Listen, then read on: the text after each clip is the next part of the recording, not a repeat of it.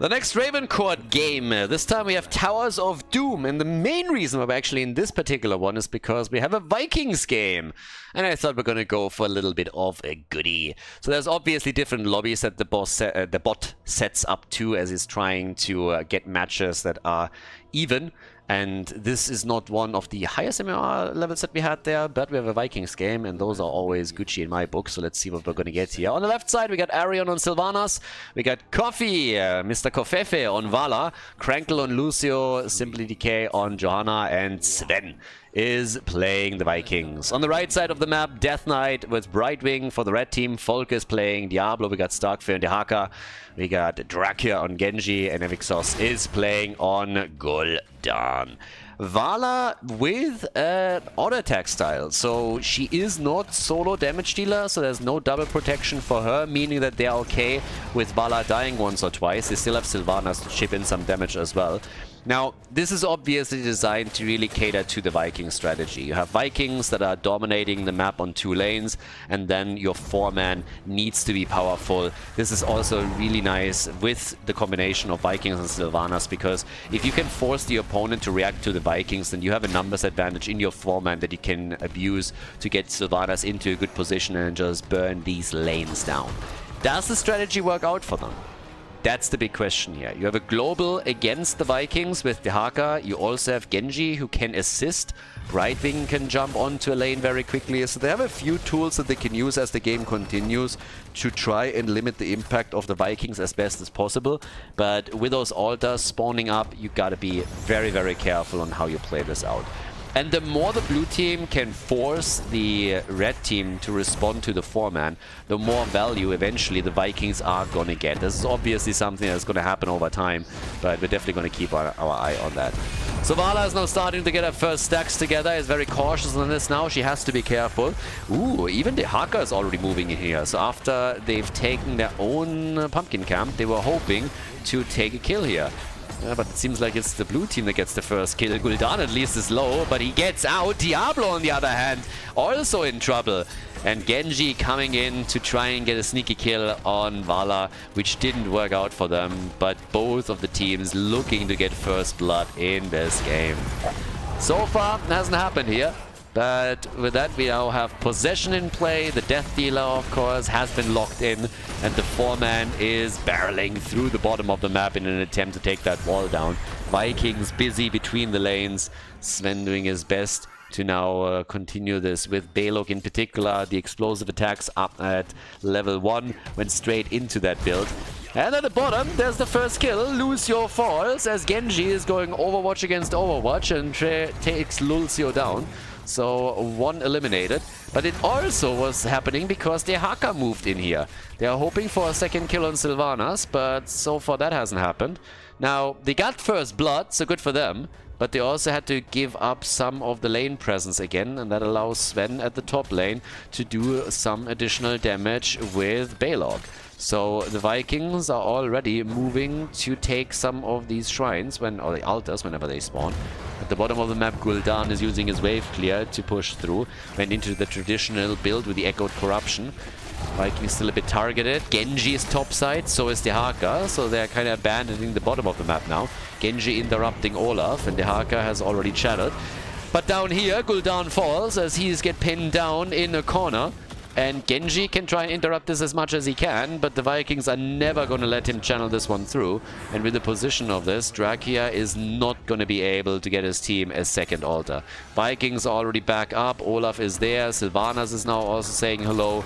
And this is going to result with the blue team picking up 2 of the 3 altars on this. The hits are coming. Lucio, he's rushing down to the bottom of the map. We have level 7 kicking in any moment now. There we have it, the extra talent in the hands of the blue team. With that we get the hot pursuit. We have at the top another camp about to be taken. 1 kill against the kill. But still even experience. But as it continues in level 10 hits, the Viking game so far strong enough. I mean, 2 heroes are needed at the top to take this camp without any trouble. And that creates a bit of an issue at the bottom of the map. Another pumpkin camp is already claimed. And the 4-man can now slowly start to really use Vala and particularly Sylvanas to go for structures. Double pleb horse, by the way. If only they had a unique or epic mount. If only they had something unique or epic. Maybe they should talk to Blizzard about that. But yeah, double pleb horse on their side. Genji still threatening Vikings, takes Balog out at the top, but Olaf is still there, so no trouble when it comes to experience gains for the blue team. And again, it's a 4 versus 3 at the bot lane, so they could easily take this entire wall down, because there was just not enough defense left. And that's the issue when you have to use 2 heroes to deal with the Vikings. So, making it difficult. Genji has the mobility that allows him to quickly join the rest of the team, but it's still costing them.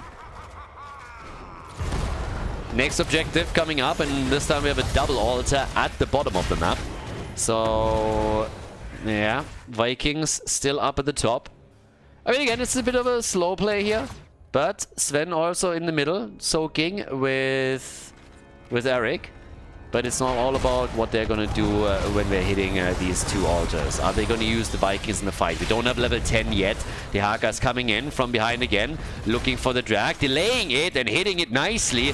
But also Lucio is ready for the occasion and immediately deals with it. Seems like Vala is not going to make it here. So Vala down, gets taken apart, and that is one of the quest rewards, one of the Gambit rewards already lost. The Vikings still doing their thing as best as they can and interrupting, but it costs Eric his life as Balog is still pushing at the top. Another interrupt by Olaf this time. The bottom has been channeled through though, so the red team is starting to bring this back. Level 10 in play, but 3 kills to 1 in favor of the red team. Another channel is happening. This time it's Jojo that's trying to interrupt with the flashlight. Gets that done, but here's the apocalypse for Diablo and the kill on Lucio. Balog at the top can at least do a bit of damage, but they're of course losing way too much down here. Johanna has been eliminated too. We're looking in total at 5 kills to 1 now. The red team doing exceptionally well with these aggressive plays, trying to get kills, while at the same time dealing as best they can with the Viking presence on the map. Now we have another Viking taken apart. So yeah, Svenny is still getting value, but he's also running in a bit of trouble against Genji in particular, who's hunting them wherever he has a chance to do so. Now we have 5 kills to 1, and they dove deep behind the bell tower. Maybe a little bit too deep. He's cost Gul'dan his life. Diablo nearly died too. They were really greeding for that Vala kill that they just didn't get.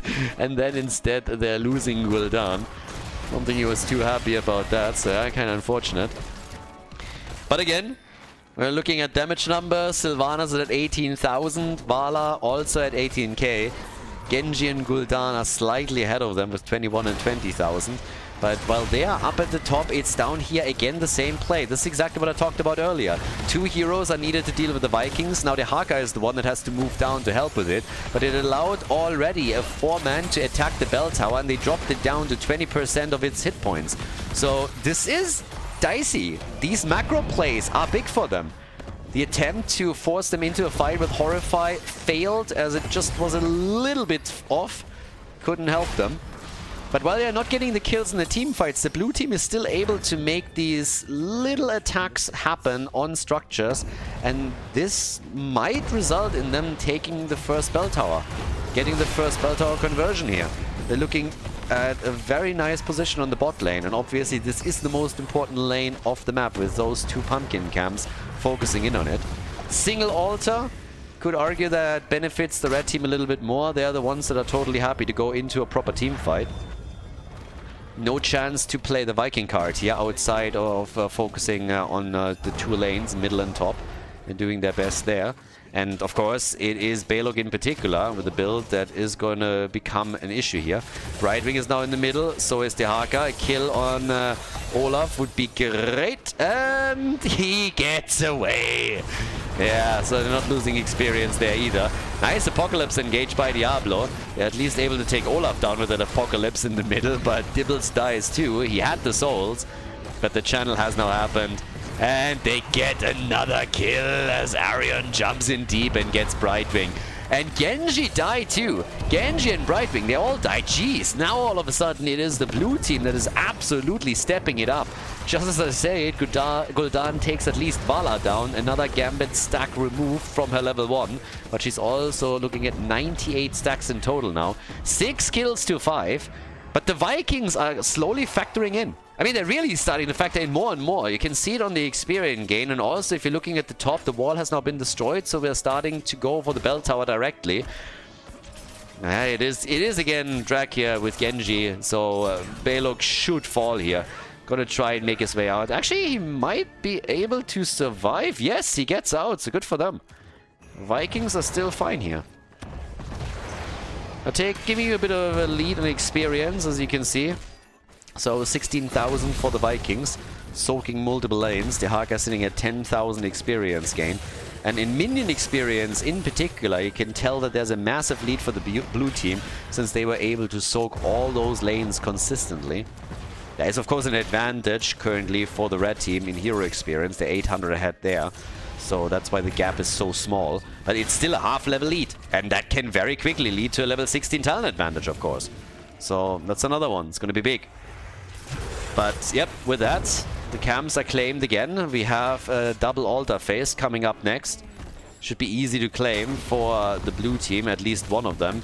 And the question is more so if they at the same time can execute another pressure play at the bottom to finally get access of that bottom right bell tower, which they've been looking for a while now. So, yeah, they're really looking for this. Up at the top, though, we have Sven moving back. Death Knight was nearly able to get the kill there. One channel on the right, one channel on the left. Gul'dan has fallen. Vala and Sylvanas got the kill. They interrupt at the top left. Obviously, the Haka has at least gotten one hit, but now that they've gotten 3 kills at the bottom and the bell tower, they might still lose out on this altar. Or they might not. Ah, the Vikings are a little bit too late.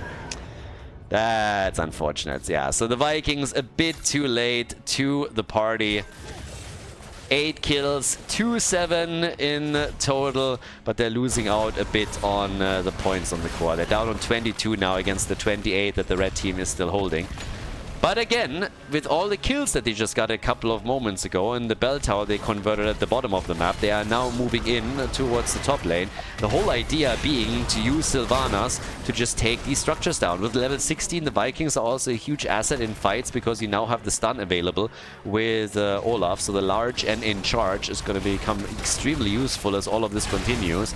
And yes, they're getting ready for it. They can come in, can take another structure over, as the red team is trying to take back the bottom bell tower. So it's going to be a bit of an exchange game that the two teams are playing here. Now moving in for the middle. And look how the experience gap is widening. It's a 1.5 level lead that we're looking at now in favor of the blue team. So they're really doing a number now on their opponents here. Getting real tricky. Yeah, already we have Eric down at the bottom of the map, soaking even more experience. The whole goal is obviously to accelerate this towards level 20 so that he can run a talent advantage over the opponent again. But they're still behind on the objective. So when it comes to the points on the core, they have a problem. And now that they lose Sylvanas, they have a much bigger problem because the next triple altar phase has just been announced. Triple altar phase has been announced, and yeah, that is now rough. This is going to get real tricky. Yes, it's 5 bell towers to 3, but I'm not so sure what they can now do to close this gap in core points. Because very, very likely 2 of those altars are going to go over to the red team. That will be... Or maybe this could change things. They got 1 altar at the bottom, but 1 got already channeled. It's 5 shots fired. Alright, that changes things. Genji dying changes things quite a bit. Because now, all of a sudden, it is a 4 versus 4, and with Sylvanas coming back in only 10 seconds, they might even run a numbers advantage. Gul'dan is trying to take the bell tower at the bottom of the map, so that's at least something. But it's 18 points to 19, since 2 of the top altars have gone over to the blue team, and that's 10 shots in total that were fired there. They're even going for the boss now, so they're going to get another 4, which leads to another advantage with 4 more points dropping here. But they have to retake the bot lane. They gotta retake something down here at the bottom of the map. They're too late to contest the pumpkin camp that the red team is claiming here. But we have now half a level, a little bit more than that. until level 20. And with Sylvanas, this shouldn't be a problem. I highly doubt that the red team can contest and defend here. And talking about defending, that bell tower at the top lane that the blue team got earlier, it's still there. Horrify used, the Haka comes in from behind. There's the engage with the APOC, not as successful as Diablo was thinking. And Gul'dan falls, so now they're in real trouble. Level 20 is there, they have the talent advantage and they have the numbers advantage down here. The blue team is rolling over them. Red team is in deep shit. Lucio goes down to at least 1 kill, but Diablo has fallen too. Thankfully for them, he had his soul stacks. So he's gonna be back in the fight in a few more moments. Half a level until level 20 is available for the red team. But here comes the altar in the middle. 19 points on the core to 14. The fight continues. Vikings joining the battle mostly. Diablo back to business, but he has the low hit point pool now. Vala gets attacked. Genji wants to kill. Hasn't gotten it yet. And there's another shield. They go for Diablo. Gets sucked back in. And Dibbles is down. Brightwing falls. Yes, Vala dies too. But who cares? Because now they're going for the Haka. They have 3 against 2. And the Haka might still fall here. But even if he doesn't, that altar gets channeled for the red team, or at least it should. But Dracula comes in again and interrupts, but I don't think that he can pull that trick off once again. Level 20 versus level 20. So yep, there we are. Shots are being fired. Big problem for Gul'dan is also that he still hasn't completed his level 1 quest. So normally you are aiming for level 16 so that you get the immediate Ruinous Affliction synergy. But he's been struggling and he's getting focused again. So Evixos is dead once more. Gul'dan gone, still at 34 stacks for his level 1. He died 5 times already. So they are really homing in on him. He is squishy and he's paying the price for it. 46,000 damage for Gul'dan, 47,000 for Genji, but you look over to the blue team and they have 2 heroes above 50k damage. Sylvanas is sitting at 56,000, so she's doing really well here. And they have again a 5 versus 3 control over the bell towers on this map. We have single digits on the core of the red team. Vikings are really doing a number on them just with map control alone, but of course now in the team fights we also have these stuns coming in from Balog, and it's just continuous macro control that they're using now. Vala with Farflight Quiver, much easier for her to stay in the back line and get the damage in. We have 156 stacks on level 1, so good auto attack damage, especially with the synergy on Manticore. 6 pumpkins moving through at the bot lane now, so they're definitely going to get a couple of these shots in. Yeah, pumpkins are making their way in. 2 of them low. Nice engage initially, but not able to take down Lucio or Vala. And more shots are fired. They're down to 5 points on the core, which means that this altar that is about to spawn at the bottom of the map could now end the game. Oh, that's rough. Diablo tries with another APOC engage to get them a numbers advantage to finally get that kill, but it doesn't happen. Also, Horrify has been used by Gul'dan, who finally completes his level 1 quest.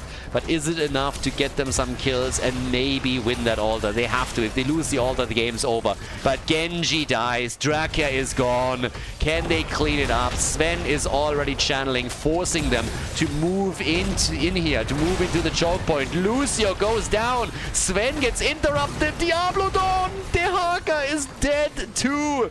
Everybody dead or dying. 3 surviving for the red team. The channels are happening. The Vikings with the ult coming back in. That's the end. 5-man wipe. Diablo respawning. He's trying to close the gap and get back in, but of course he can't. And that's a victory for the Vikings. Towers of Doom goes to the blue team. Before we head into game number 2, make sure that you subscribe to the channel if you haven't done it yet so you don't miss out on any future content here on Khaldor TV. More Towers of Doom in the RavenCourt. We have our next game, and this time on the left side in blue. Bazaarcade on Sylvanas, the real man on Anduin, or Ethereal Man. I don't know what the H is doing in there, but either way, Sven on Blaze, Uki on Diablo, and Gaflo is playing Cassia. To the right side of the map, Wit on Johanna, we got Arion on Genji, Philadelphia is playing Dehaka, Nan on Hanzo, and the White Tiger on Lucio. Alright, so another Towers of Doom game. Again, RavenCourt.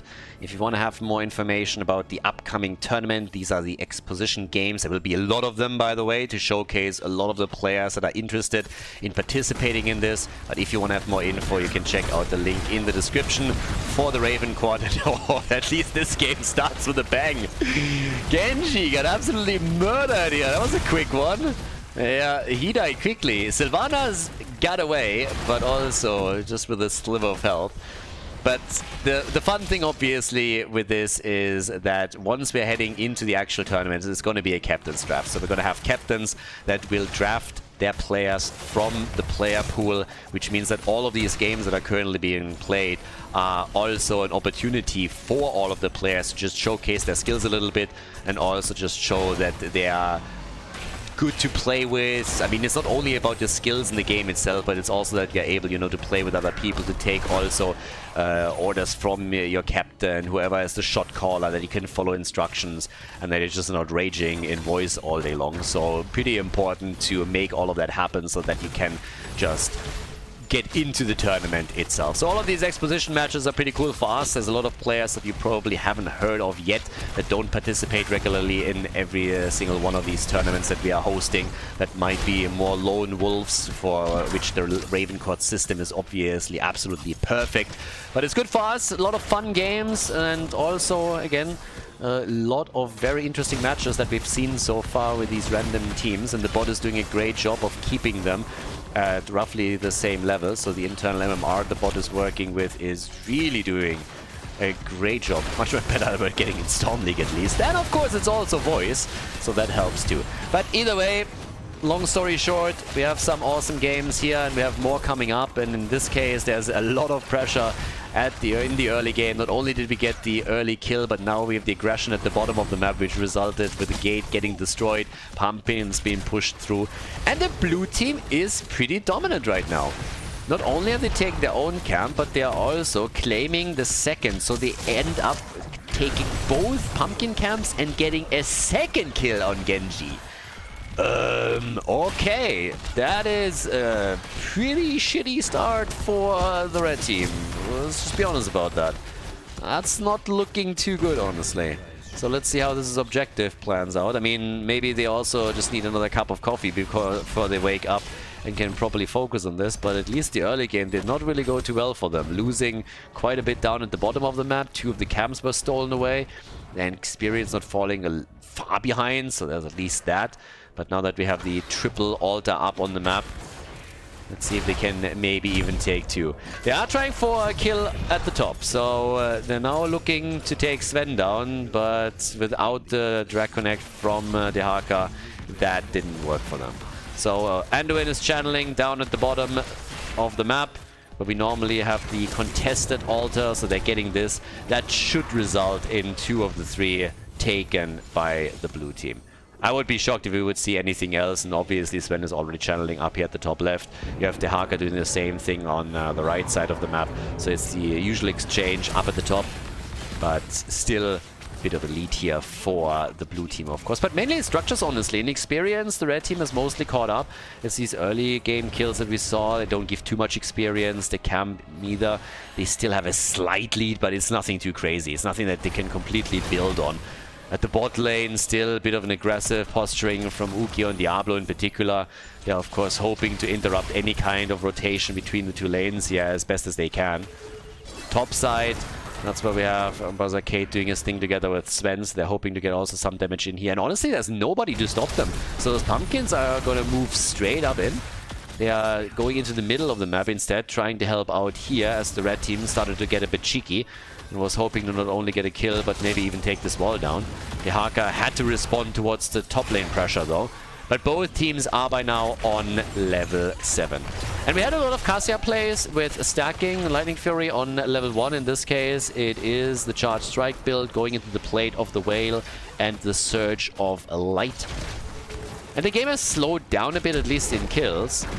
So after we saw the initial 2 kills against Genji, we've been now without any kills for a bit. Still, of course... Oh, nice. Is that gonna be the triple? Of course. Genji dead again. Gets killed 3 times in a row. Oh boy. Yeah, the Shimada brothers. If I'm Hanzo, then I'm a little bit bad. I mean, all brotherly love aside, but if you die 3 times at the beginning of the game, then yeah. So just check this out. That was really nice coordination from them. So Genji gets once again caught, tries to get away. There's the first stun, there's the follow-up stun. They get 2 stuns very quickly, and then the damage comes through, kills him, takes him down. Now we have the channels on the altars, but yeah, Genji is not having a good day. So another stun. On the other hand, Uki is really prepping those kills very nicely. He facilitated multiple of them by stunning the target out, and then Blaze could follow up on it. Another one. Damn, 4 kills to 0, 5 kills to 0. Boy, oh boy, it's a slaughter. 5 kills to 0. I mean, yes, this is the most infamous comeback map in the game. But if you are not starting to stabilize quickly, then you're gonna run in some real trouble. Wit is moving out, but with the help of Sylvanas, they of course dominate the bot lane now completely and can maybe even get the full conversion on that bell tower. Either way, this is nasty. Level 10 abilities give them such a huge lead with that half-level advantage that they're having, that the red team pretty much cannot react. An isolated kill, maybe, but even that's a question mark. They don't have enough damage here just yet, and they cannot stay for the fight! No, the bunker! Yeah, Genji gets attacked again, but this time he moves out. So here's heroic abilities. Now they have the heroic abilities, we have the Blessed Shield, Isolation is ready, and Lucio is gonna try and high-five people again. Hope he washed his hands. We have still not a single kill for them, but they can try and retake that bell tower at the bottom of the map. So that's gonna be the next one on the agenda, trying to get that done. Yeah, another move is coming in. Already playing for a Jojo kill, but she had the iron skin up and could move out. They hold on to the bell tower for a little bit longer. Don't really know if it's going to make a difference. They have a 5 versus 3 situation going, and the altar is spawning, but it's also extremely low. Yeah, they can get a kill. There's the X-Strike. They try and go for Diablo. Can they take him down? They're getting close, but it's not enough. The Blessed Shield, and they still cannot get the kill. The channel attempt has been interrupted, so we have Dehaka fighting it out with Blaze on the left side. Hanzo is still moving in, trying to get the bell tower. Would remove the 5th point at least. It's not quite over just yet, so in an ideal world, the red team would of course try and win that altar in the first place after they take the bell tower, but it seems that taking the bell tower is all that they can really do now. So the channel has happened. 4 more points removed of the red team's core. They're down to 24 now against 32. And another pumpkin camp is taken. But it feels that with level 10 at least they can contest some of these moves. Still haven't taken their own camp now. I don't think they have taken it even once yet. I don't think they have taken this target. Okay, look at this. 0 hero and mercenary experience. If they take it now, this is the first camp that the red team takes, and we're already 8 minutes into the game. Yeah, there it is. So finally they've taken a mercenary camp. Hell, it's about time. And at the top, Sven is locking another one in for the blue team. So they are now sitting at 2. Like, look at the difference here. Huge difference in mercenary experience alone. Obviously not even talking about the hero experience, but that can always change. If you get the underdeck bonus and you take those late game heroes down, they definitely give a lot more XP. But there's a talent advantage that the blue team is now running too. So level 13, not that impactful, but still you don't want to face off against it if you can help it. Just a little bit more poking against the minion wave, and they should have enough experience to claim their own level 13 talent. But yeah, there's the arrow, alright, they got level 13, and there's the kill! Anduin is dead, and Diablo, he shouldn't make it. Diablo dies too. They get the double, they're looking for a triple. Wit! Oh, he falls! Cassia, Gaflo, he wanted them all! What a bloodbath down here! Wow! Absolute bloodbath. 5 heroes die, 3 on the blue team side, 2 on the red team. An absolute slaughter in the team fight. First it was Diablo and Anduin that fell, and then just full-on attack mode from the blue team as they take at least 2 heroes down. Hanzo and Jojo were both killed, but now finally some channels are happening in favor of the red team. So they put the opponent's core down to 28 points. We have another bell tower nearly claimed, then again, by the blue team. So they're getting closer and closer this one. So, yeah, well done. Up at the top, by now, we still have Blaze sitting tight. We have the rotations. I mean, with those kills, they close the gap. They closed the gap in experience nearly completely. It's not quite 100% close, but they definitely did a decent job there. Oh, the arrow. No, the blessed shield missed. Oh no, God, that would have been such a nice kill for them if they can take Sylvanas down here. It was so clutch. And the conversion at the top has now happened too.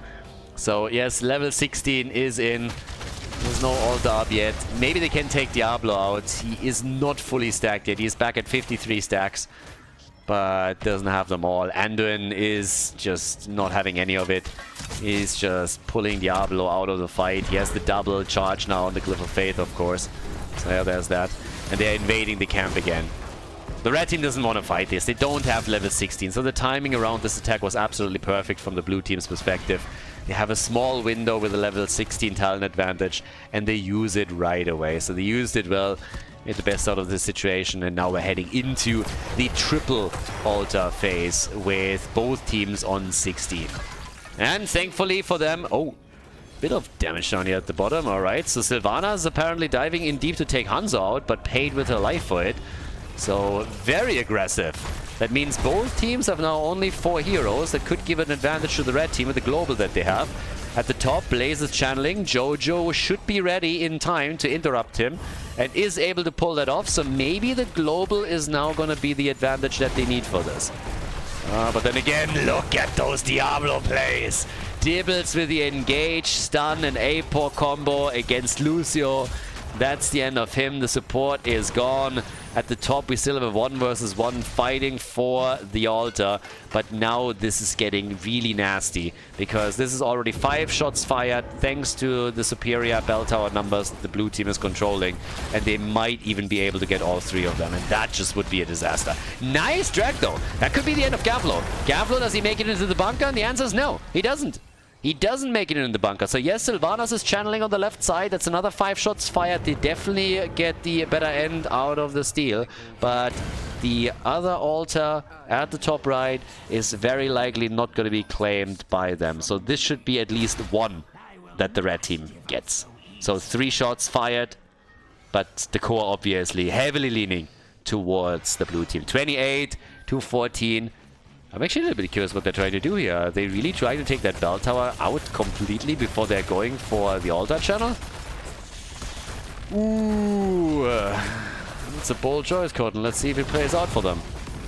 I mean, yeah, apparently they were not thinking about defending that at all. It's a 5 versus 4. I thought they would try and poke this out a little bit. They didn't. Instead, they're just going for the bot lane, grabbing the bell tower there, and getting a kill on Wit. Jojo is gone, and that's the end of the bottom bell tower. The altar hasn't been channeled yet. So we still haven't seen the altar channel. Okay, Genji is now finally doing it. But the situation hasn't really changed. They only get 3 shots, so they could have taken it right at the start. All they did is delay the next rotation. But they didn't get 4 shots. I think that was the initial idea behind it. So, yeah. With that, we now have 10 to 6 kills. Level 18, nearly 19 for the blue team. They're a bit ahead on this. 14 to 25 stacks or points on the core still remaining. And double camp at the bot lane. This is something that the red team just has been absolutely garbage at. Let's face it. When it comes to mercenary control, they have been totally trash. Just look at the difference here. Look at the difference in mercenary experience between these 2 teams. It's absolutely insane. it's something. It's really something where the red team, they have to step it up. But finally they're getting kills. They take Sylvanas down, and that just might be the defense that they need, but they lose Genji again. So Genji is gone. Wit is also in real... Oh, Jesus, not only Wit, they're losing Wit and they're losing Lucio. So 3 heroes down, 13-7, Core at 12 points, and boy, oh boy, are they now in trouble. It's a 4 versus 2 situation on the map. Bosses up, objective not announced though, but they could still do damage here in the middle. And they're looking for another kill, and they're getting it. They're taking Hanzo down. They're taking Hanzo down. Hanzo is killed, another staggered death. Double altar gets announced. They might go for the boss here. And if they get all of this, they could end the game. They now have a level 20 advantage over their opponent. We have 65,000 damage for Cassia. Sylvanas back in 10 seconds and 40 seconds for Hanzo to reappear on the map. This could be game. 5 seconds for the altars to be back up. They need both of them if they want to end it now. But it's definitely in the cards, especially with the level 20 talent advantage, of course. So yes, they're already coming in. They're trying for Genji. He X strikes out and gets deleted. Genji, see you later, buddy. And this is the end of the game, or at least it should be. They're interrupting again, thanks to Wit coming in from the other side. But with 3 points on the core and you being 2 heroes down, now the Haka being in trouble and dying, and the rest of the team also dropping low. This just has to be the final moment of the map. Nicely done, 60 kills, 16 kills to 7. The blue team with a well-deserved victory. Nice performance, particularly also by Diablo here, with just incredible engages. Good follow-up from Sven on the stuns, and they were able to kill so many of them. A 5-man team wipe to end the game, and this is it. The GG on Towers of Doom as the blue team locks in the W.